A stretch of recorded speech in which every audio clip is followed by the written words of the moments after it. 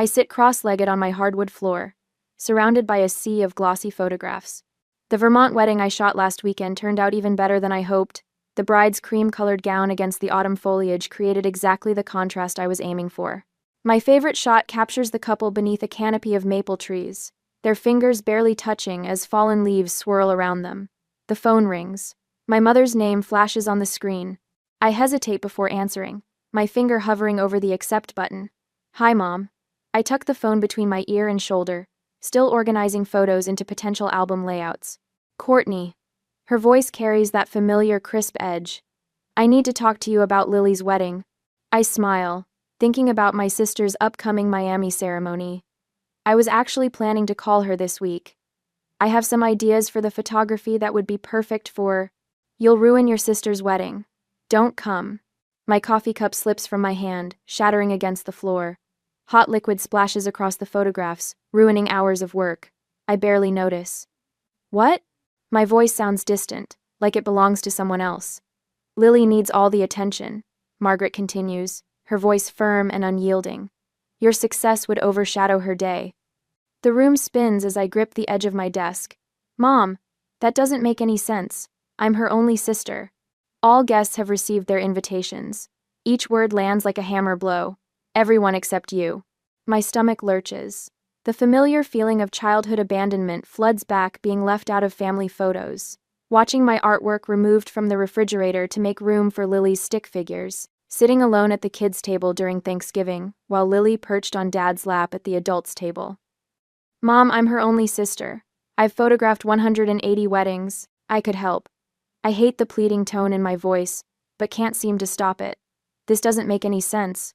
"Think of it as your gift to Lily," Margaret says, her voice softening into something worse than anger-pity. "You've always needed to be the center of attention.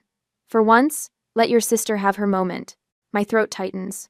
"Let me talk to Lily. This can't be what she wants." She agrees completely. This was partly her idea. The lie hangs between us. Or maybe it isn't a lie, which would hurt even more. I hang up without saying goodbye and immediately dial my father. He answers on the second ring. "Court? Everything okay?" "Dad, Mom just told me I'm not invited to Lily's wedding. That can't be right." The pause tells me everything I need to know before he even speaks. "It's for the best." "Court." His voice carries the same defeated tone he used when telling me I couldn't display my photography trophy, the one I won at 12, because Lily wouldn't feel bad. "You don't mean that." I press my palm against my forehead, trying to keep the room from spinning. "Your absence is a gift to your sister," he says. "Be selfless for once." The words slice through years of pretending this dynamic didn't exist. My mind flashes to Ethan framing my first magazine cover, opening champagne at midnight to celebrate when it arrived. His genuine pride contrasted sharply with my parents' uncomfortable silence when I'd sent them a copy. I looked down at the ruined photographs on my floor, moments I'd captured of strangers looking at each other with more love than my family has ever shown me. "I won't beg for an invitation to my own sister's wedding." The words emerge stronger than I expect. "Don't be dramatic." My mother's voice cuts in. "They must be on speakerphone. Think about someone besides yourself." "I've spent my entire life thinking about everyone else." My voice remains steady despite the earthquake happening inside me. Hiding my accomplishments, making myself smaller.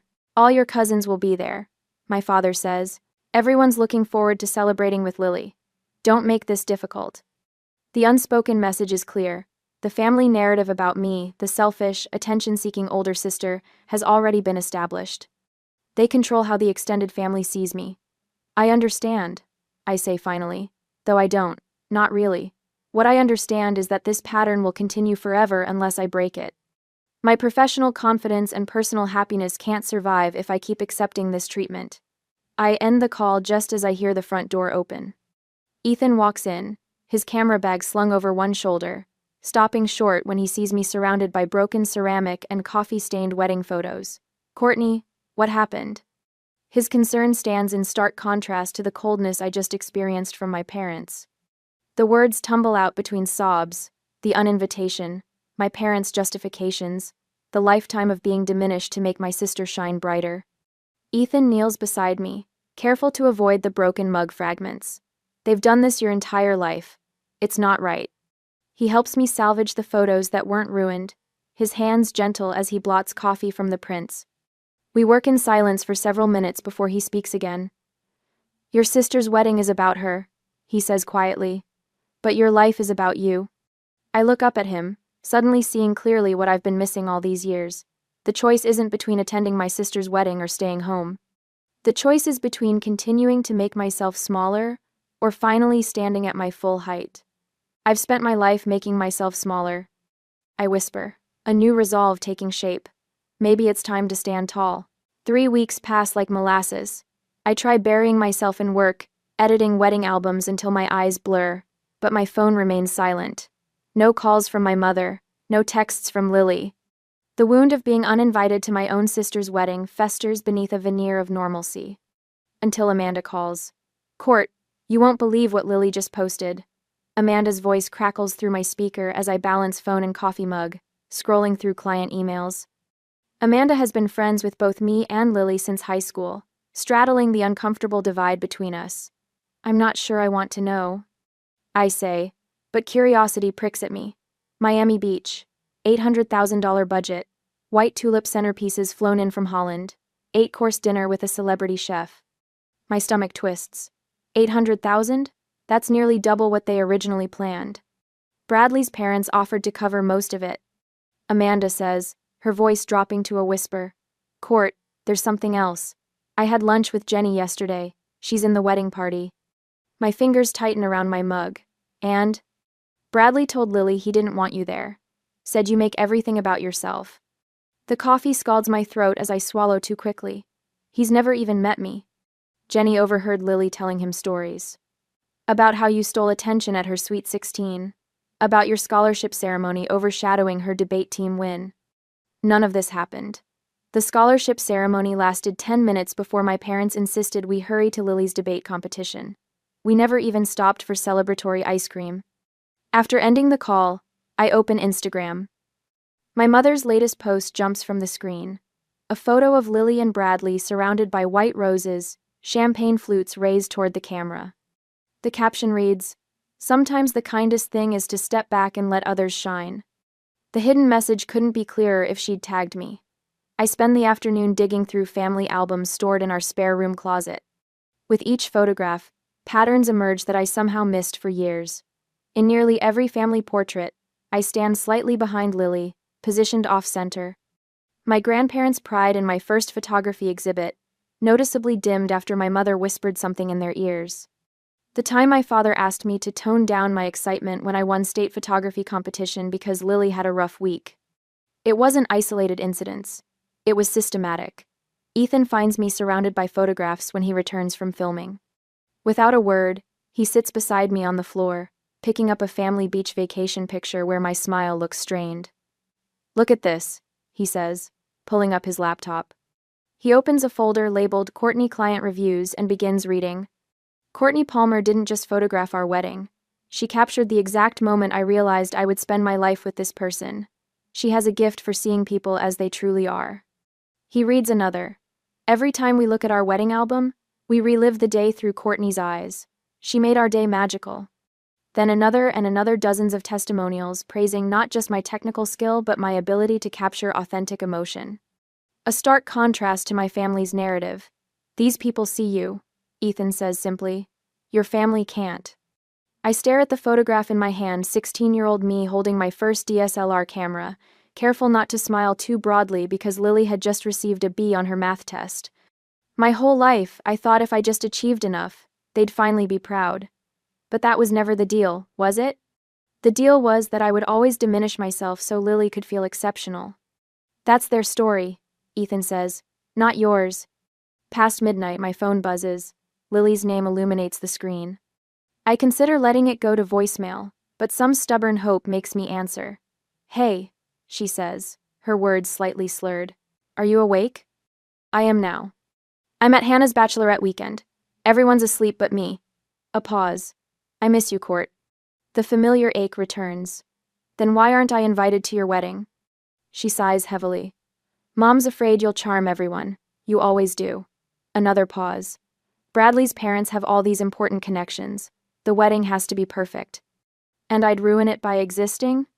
You don't understand what it's like, Lily whispers. Sometimes it's hard being the favorite. The expectations crush me. I almost laugh at the absurdity. You're worried about expectations? I've spent my entire life trying not to outshine you. That's not true. It is, and deep down you know it. Silence stretches between us. Finally, she says, I should go, and hangs up. I sit motionless in the dark living room until Ethan finds me there an hour later. His eyes, sleepy but concerned, scan my face. What if we got away for the weekend? He suggests, pulling me against him. Clear your head. The next evening, we meet my photographer friends Sophia and Michael for dinner. I haven't told them about the wedding situation, but somehow they've heard. Your family can't see your light, Sophia says fiercely over pasta, because they're the ones dimming it. Michael leans forward. This isn't about winning or losing, Court. It's about reclaiming your narrative. How? I ask. Sophia smiles. By living well, by creating something beautiful. Their words roll through my mind, as Ethan and I walk home through the cool Seattle evening. Stars poke through the city's light pollution, remote and steady. They're right, I say finally. If I keep seeking their approval, I'll never stop making myself smaller. Ethan squeezes my hand. Then stand tall. I look up at the narrow strip of night sky visible between buildings, feeling something shift inside me, not just anger or hurt, but determination. For 27 years, I've lived by their rules, even from a distance, waiting for permission to take up space. To shine. I'm done shrinking, I say, the words settling into my bones like truth. I spread travel brochures across the coffee table in our cabin rental. After that devastating call from my parents, Ethan had insisted we needed a weekend away from Seattle to clear our heads. Lake Chelan in early summer offers exactly what we need, distance from family drama and space to breathe. Court, come look at this. Ethan waves me over from the deck where I've been photographing the sunset. His laptop screen glows with images of a stone villa perched on cliffs above impossibly blue water. What am I looking at? I settle beside him on the couch, still clutching my camera. Remember Giovanni, the director from the Milan documentary last year? I nod, recalling the elderly Italian filmmaker with wild silver hair who'd taken an immediate liking to Ethan during their collaboration. He rents his family villa for small weddings. Ethan clicks through photos, a stone terrace overlooking the Amalfi Coast, flowering vines cascading down ancient walls. A view that stretches forever across the Mediterranean. It's beautiful, I murmur, but my stomach tightens. We've been together 4 years and haven't seriously discussed marriage. Not because we don't want it, but because we've been postponing our happiness to avoid their disapproval. Ethan says it so plainly that I jerk my head up to meet his gaze. What? Think about it, Court. How many times have we talked about getting married someday? But we always find reasons to wait. The truth of his words hits me like a physical blow. I've been arranging my entire life around my family's approval, or rather, the desperate hope of someday earning it. 4 years of building our life together while waiting for permission from people who will never give it. Ethan takes my hand. Look at these dates.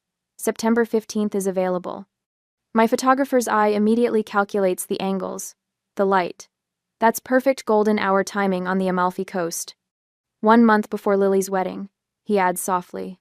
I look at him sharply. You think we should get married right before my sister?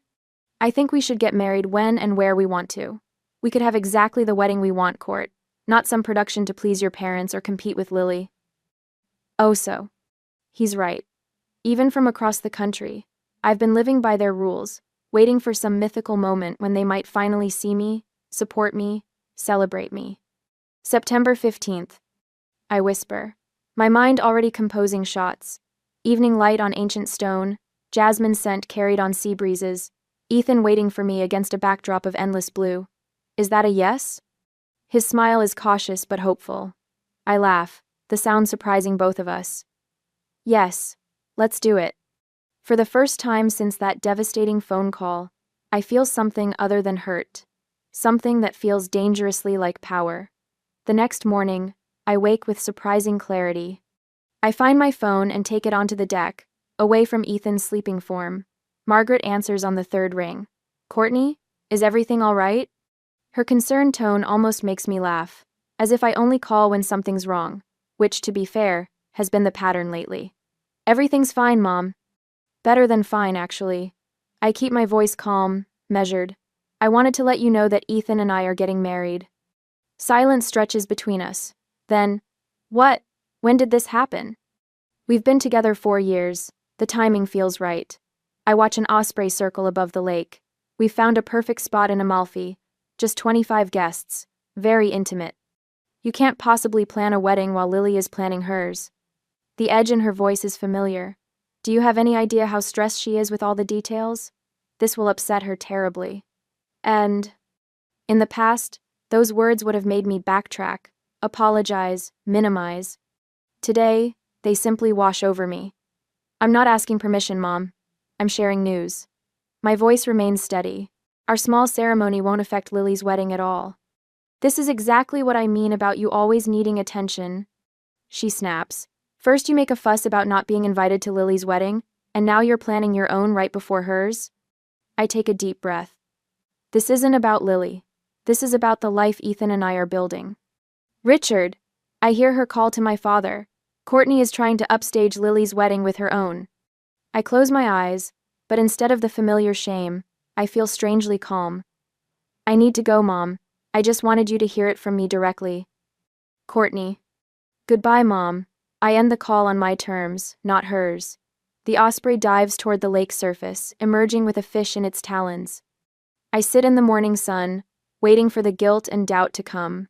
Instead, I feel only lightness. When I return inside, Ethan is making coffee.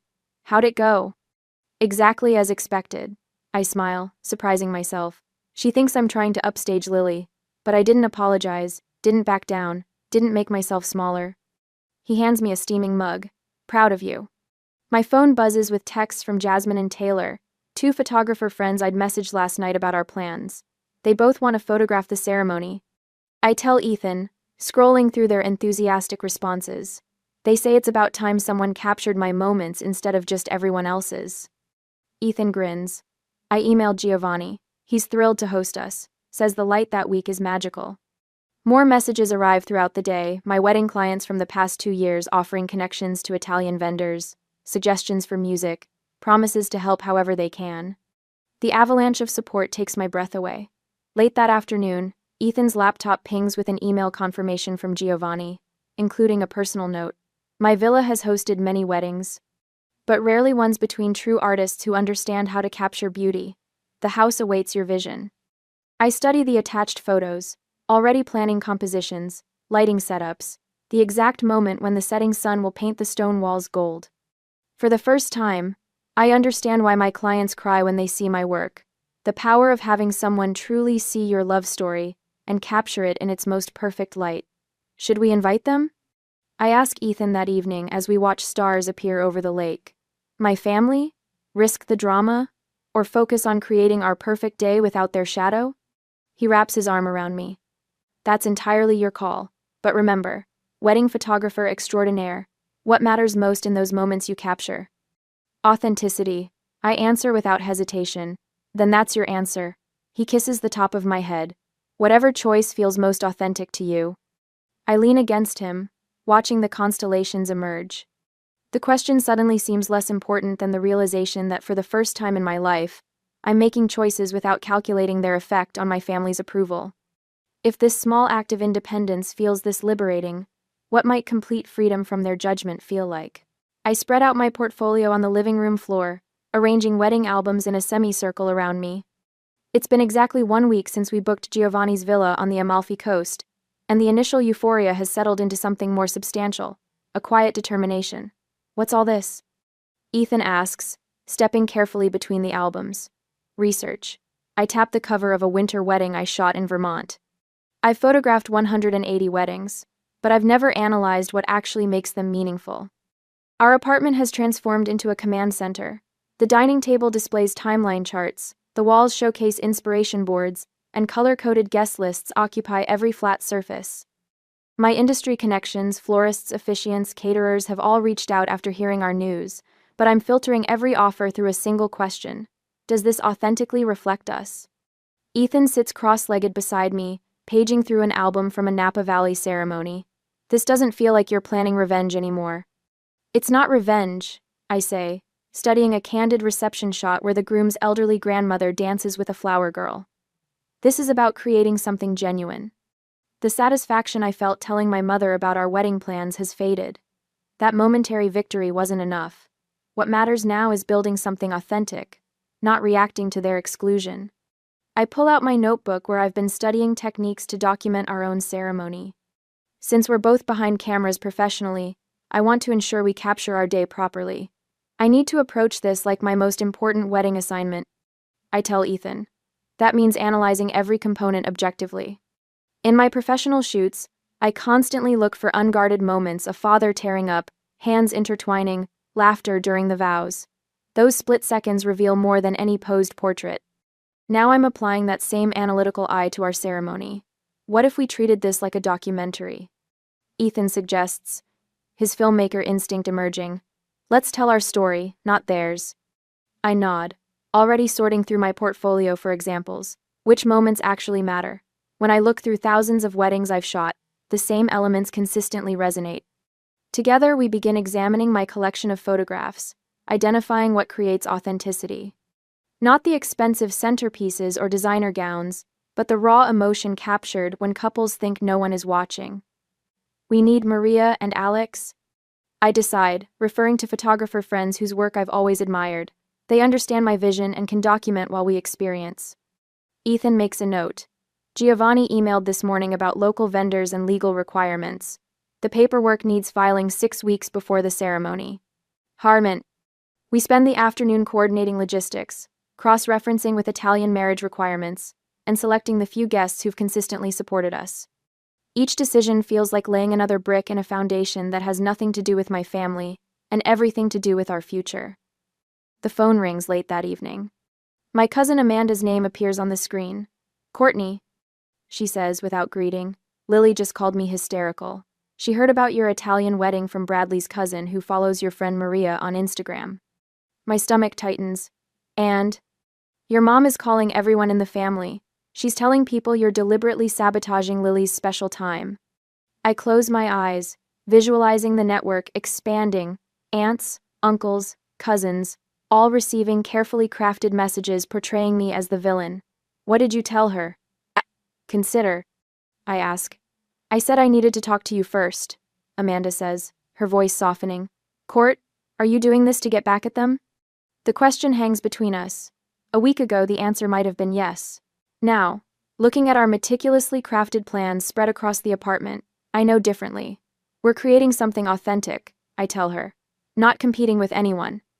After hanging up, I find Ethan standing in the doorway, concern etched on his face. They're mobilizing the extended family, I say. He steps forward, placing his hands on my shoulders. Does that change anything for us? I look around at our command center, every element selected to reflect our values rather than respond to their rejection. No, I say with certainty. We keep building. 3 days later, I stand at the window of our apartment, sunlight spilling across my open laptop where Giovanni's latest email glows on the screen. The Amalfi Coast villa looks even more perfect in the new photos he's sent. Weathered stone walls draped with flowering vines, a terrace overlooking the Mediterranean, and the ancient olive trees that will provide branches for our ceremony. Did you see what Giovanni found? I call to Ethan, who's arranging camera equipment in the living room, a local florist who specializes in jasmine garlands. The scent will be incredible at sunset. Ethan looks up from his packing, a smile spreading across his face. That's exactly what we talked about. The documentary crew is confirmed too. Marco and Sarah will handle the main coverage while I focus on just being your groom. Our living room has transformed into a command center over the past weeks. Inspiration boards line the walls with fabric swatches in natural tones, sketches of table arrangements, and lighting diagrams for the golden hour when we'll exchange vows. No detail has been left to chance. I finalized the invitations this morning, I say, sliding a cream-colored envelope across the table toward him. Inside is a handcrafted card with pressed olive leaves and our names in simple calligraphy. Just 25 people who've consistently been there for us. Ethan examines the invitation, running his finger over the raised lettering. Perfect. Elegant without being showy. He meets my eyes. This is about creating memories that matter, not impressing anyone. I nod, feeling a calm certainty that has replaced the frantic energy of our initial planning. We're building something authentic, something that reflects who we are as a couple and as individuals. Each decision feels right in a way I never experienced when trying to please my family. My phone buzzes on the table. Lily's name appears on the screen. My stomach tightens as I pick it up, scanning the message. The Italian consulate said you filed for a marriage license. Why are you trying to steal my spotlight? My hands tremble slightly as I set the phone down. Lily knows about the license. I show Ethan the message. How would she even find that out? Your mother must have connections, Ethan says quietly. Or they've been watching closely. What if they try to interfere? The question slips out before I can stop it. What if they contact Giovanni or try to turn our guests against us? Ethan takes my hands, his grip steady and warm. Then we adapt. We've already decided who matters in our lives. The people coming to Italy are the ones who truly support us. My phone buzzes again with another text, this time from my cousin Jenna. Aunt Margaret called asking about your Italian wedding. She seems really upset. What's going on? Then another message from my college roommate. Your dad just reached out about some wedding in Italy? Are you okay? I close my eyes, feeling the walls closing in. They're mobilizing the extended family, just as they did with the Miami wedding. The familiar pattern of pressure and guilt sweeps over me. They're contacting everyone, I whisper, making me sound selfish again. That was always their plan, Ethan says. Question is, do we engage with these accusations or stay focused on our vision? I look around at our carefully crafted plans, the result of weeks of thoughtful consideration. I don't want to get pulled into their drama. This isn't about them. Later that evening, after securing our venue's privacy settings and alerting our small guest list about potential contact from my family, I step onto our balcony.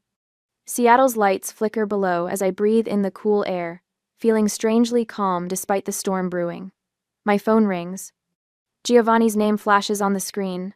Courtney, I received a strange call today, he begins, his Italian accent more pronounced than usual. A woman claiming to be your mother asked many questions about the ceremony. My heart sinks. I'm so sorry, Giovanni.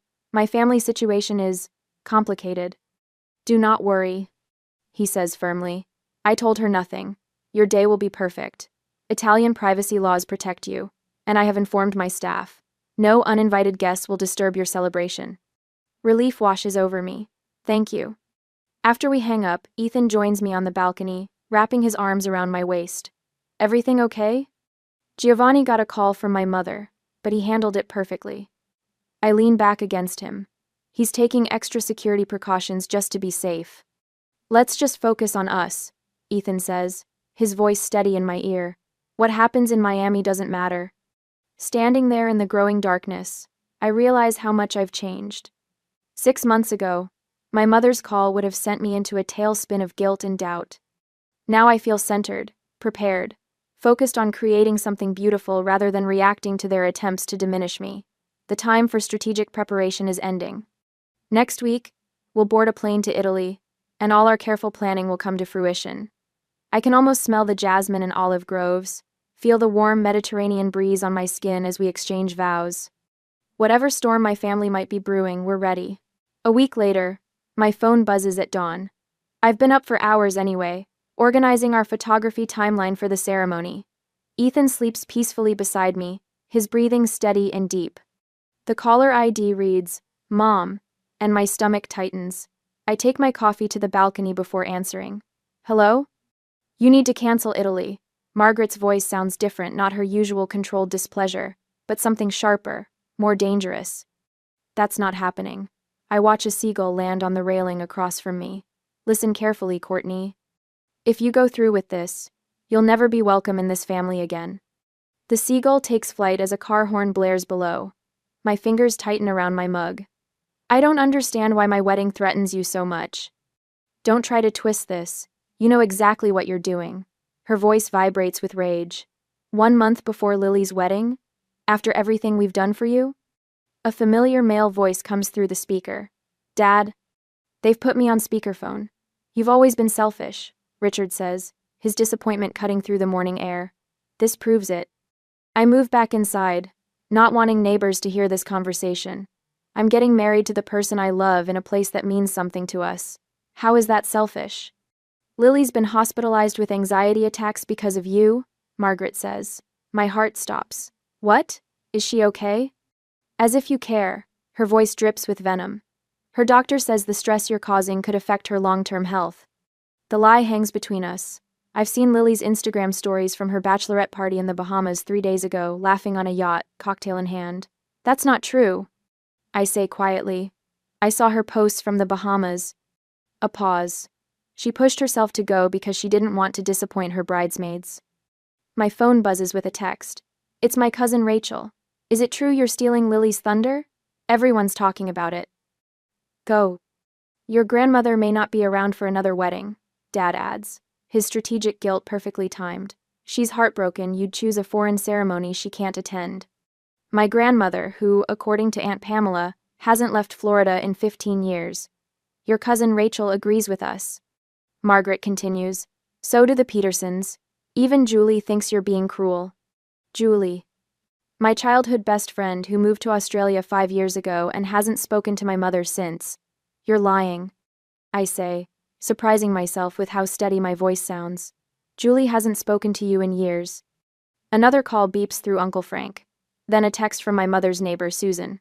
Honey, are you sure about this Italian wedding? Sounds expensive and unnecessary. The coordinated assault is almost impressive. Cancel Italy, Margaret says again, or accept that you're no longer part of this family. My throat tightens. Is that what Lily wants too? This is coming from all of us. You've pushed your sister to her breaking point.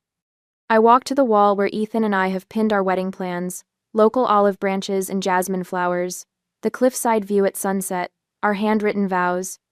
I touch the corner of a photo, showing Giovanni's villa bathed in golden light. I'll think about what you've said. I tell them, not because I'm considering cancellation, but because I need this call to end. After hanging up, I sit at our kitchen counter, hands trembling despite my calm words. Ethan emerges from the bedroom, instantly reading the situation. Your parents? He asks, reaching for my hand. I nod. They've escalated. Complete family excommunication if we don't cancel. He pours coffee and sits beside me. Are you okay? I'm angry. They're coordinating a full-scale attack, getting relatives and friends to pressure me. I show him the texts. They even claimed Lily's been hospitalized with anxiety. His jaw tightens. That's a new low. I think we should call Adam about security for the ceremony, I say. Just in case. Ethan nods. Already ahead of you. Spoke with him yesterday. He knows a local guy in Amalfi who can be discreet. I look at him with surprise. What? I heard your mom on the phone with Aunt Carol last week. I knew this was coming. He squeezes my hand. This is about us, Court, not them.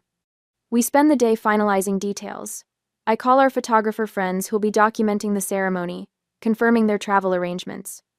Ethan contacts the videographer who'll capture everything documentary style. Giovanni emails confirming the jasmine and olive branch arrangements.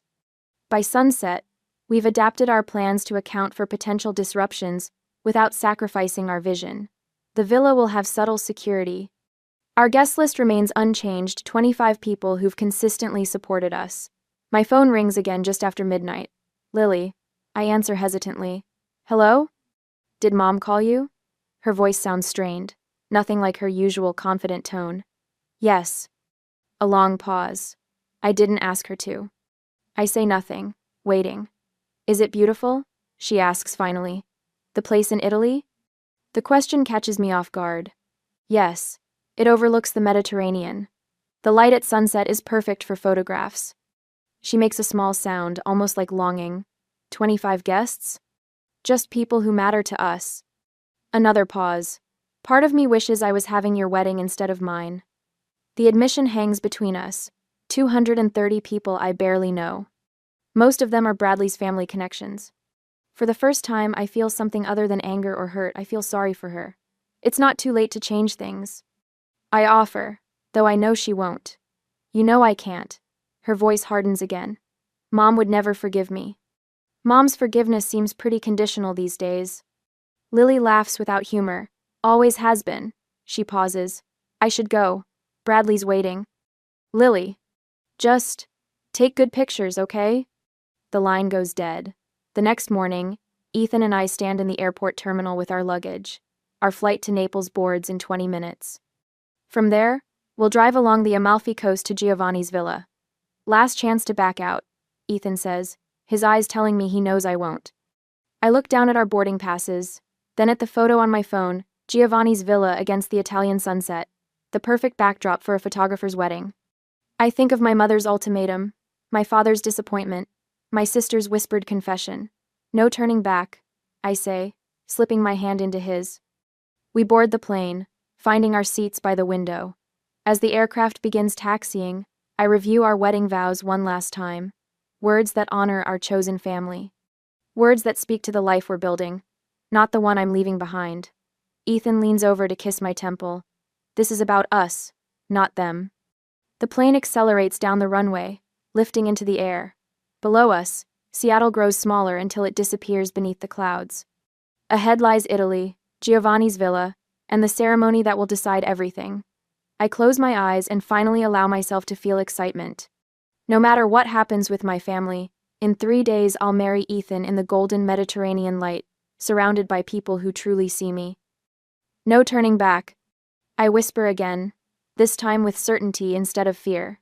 On our wedding day, I stand at the edge of Giovanni's villa terrace, breathing in the scent of jasmine that winds through the iron railings.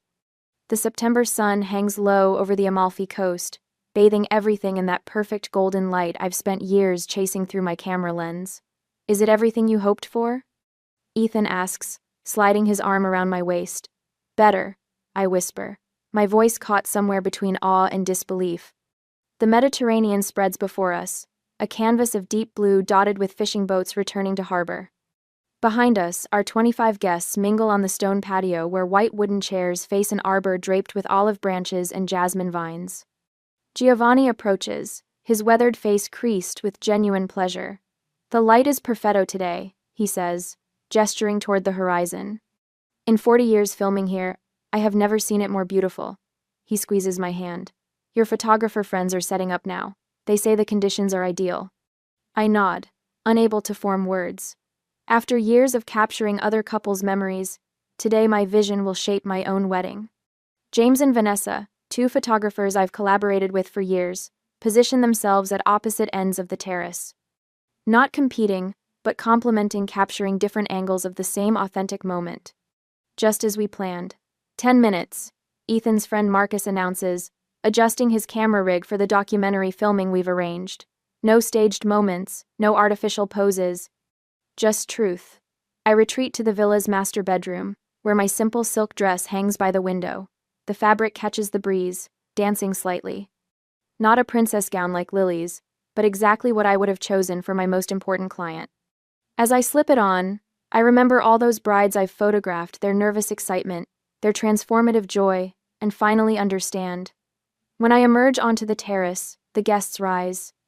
Their faces, friends who've celebrated my successes when family wouldn't, clients whose weddings became friendships, colleagues who respect my vision reflect back the person I am, rather than the diminished version my family insists upon.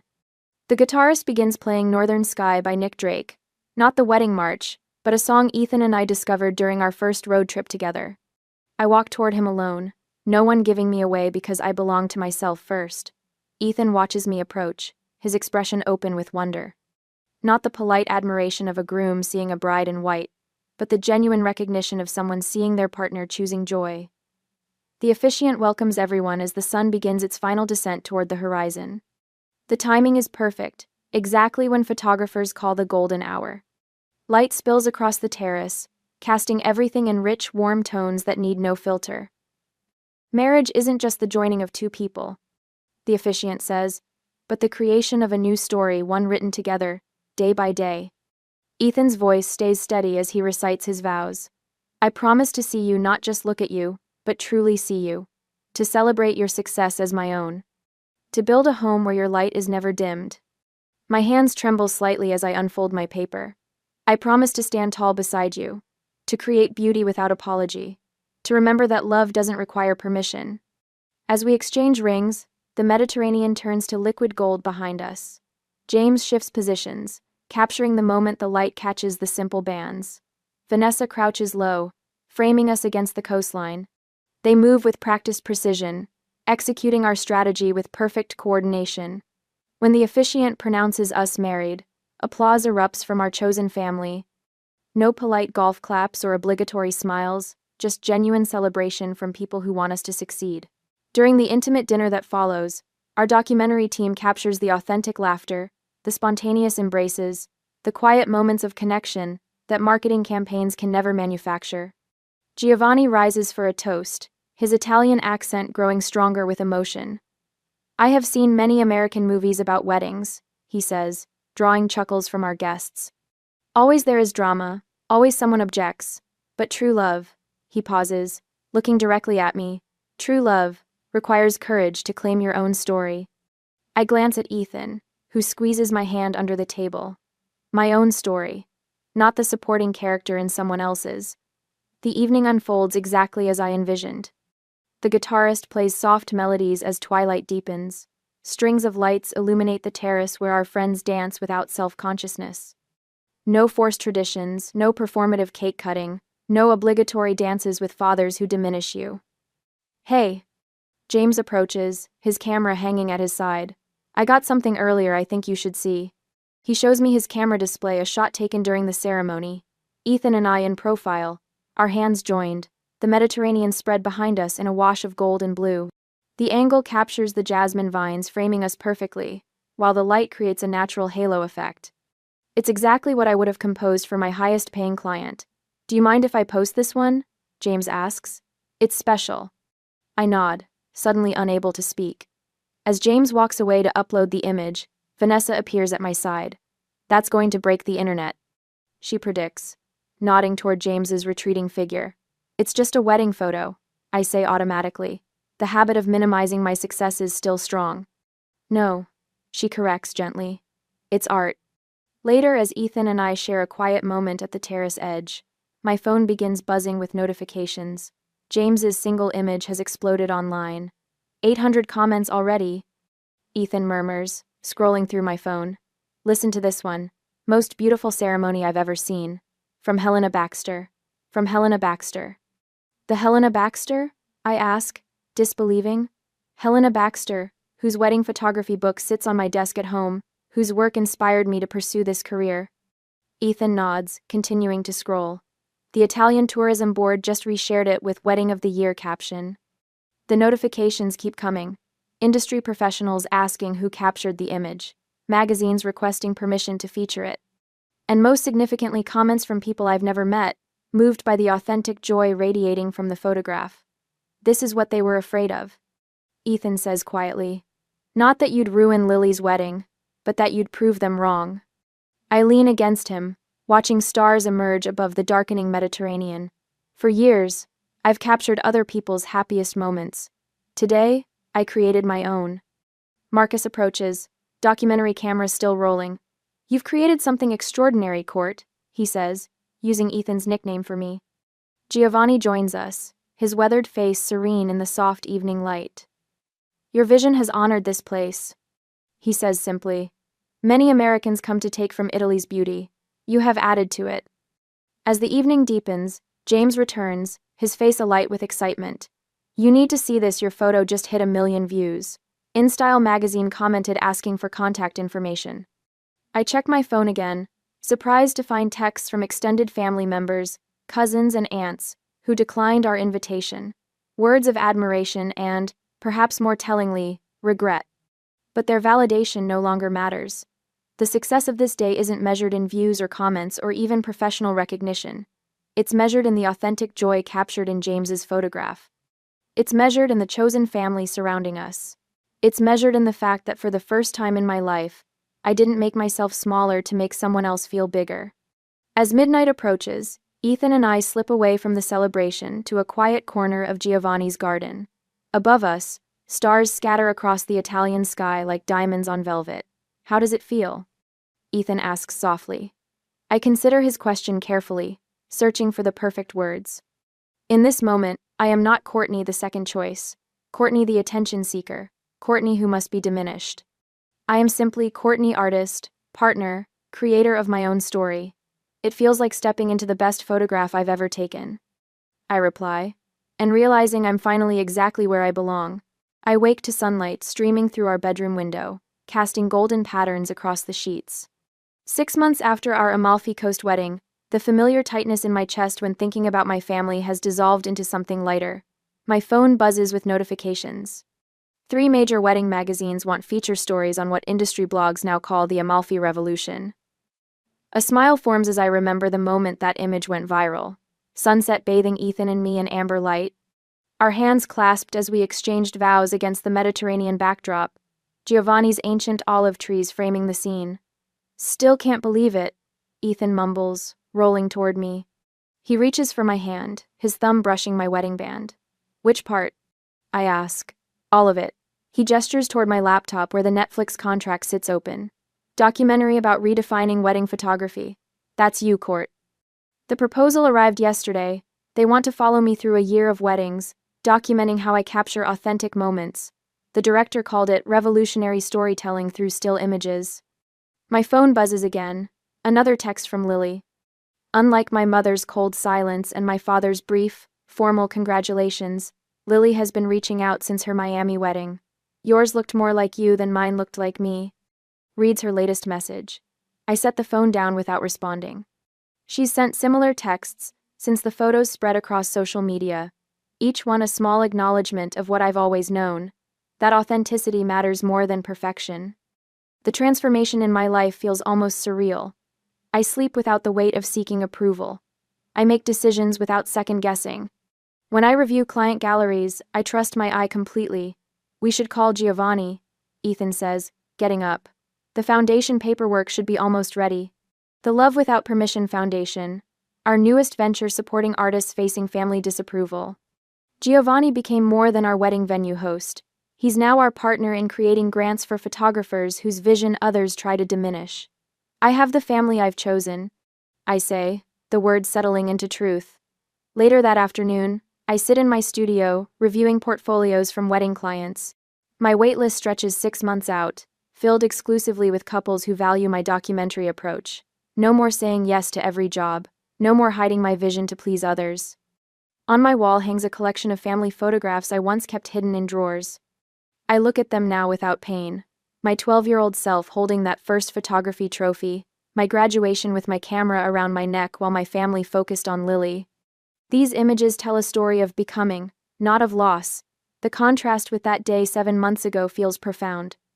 When my mother called to uninvite me from Lily's wedding, I sat cross-legged among shattered coffee cups and ruined prints. Today I sit surrounded by international awards and images that speak my truth. My assistant knocks lightly before entering. Your 3 o'clock is here, the young photographer from Portland? Jessica Thomas arrives, clutching a portfolio case, her hands trembling slightly. At 22, she reminds me painfully of myself. Talented but uncertain, her eyes darting around my studio with a familiar hunger for validation. My parents think photography is a hobby, not a career, she explains after showing me brilliant, evocative images of Pacific Northwest weddings. They want me to finish my accounting degree. 5 years ago, I would have offered sympathy and platitudes. Today, I recognize the moment for what it is, a chance to break a cycle. Your vision matters, I tell her, meeting her eyes directly. Don't diminish it for anyone. I explain the mentorship program I've launched, connecting young photographers with established professionals who understand family pressure. Your light doesn't diminish anyone else's, I say. Words I wish someone had told me years earlier. Jessica leaves with a spot in our workshop series and tears in her eyes. As the door closes behind her, Ethan walks in with his camera. Documenting another transformation? I ask, nodding toward his lens. The foundation wants footage for the website launch. He sets up his tripod. 3 photographers have already secured exhibitions through our grants. The series on Chosen Family premieres next month. I think about how completely the frame has shifted. My mother once told me to make myself smaller for Lily's wedding. Instead, I created something true to my vision that helped others stand taller. That evening, I stand before a crowd accepting the International Vision Award for Wedding Photography. The applause washes over me as I approach the podium. The faces looking back include colleagues who documented our Amalfi ceremony, clients whose authentic moments I've captured, and Jessica sitting proudly in the front row. The frames we choose define the story we tell. I begin, voice steady and strong. For years, I allowed others to frame my story through their limitations. I accepted being cropped out, pushed to the background, my colors muted. The room grows quiet. Authenticity isn't selfish, I continue. It's the greatest gift you can give, to yourself and to others seeking permission to shine. As I hold the award, I think about that broken coffee cup on my floor, the ruined photographs, the moment when everything changed. The truth crystallizes in my mind with perfect clarity. When people try to make you smaller, that's when you need to stand tallest.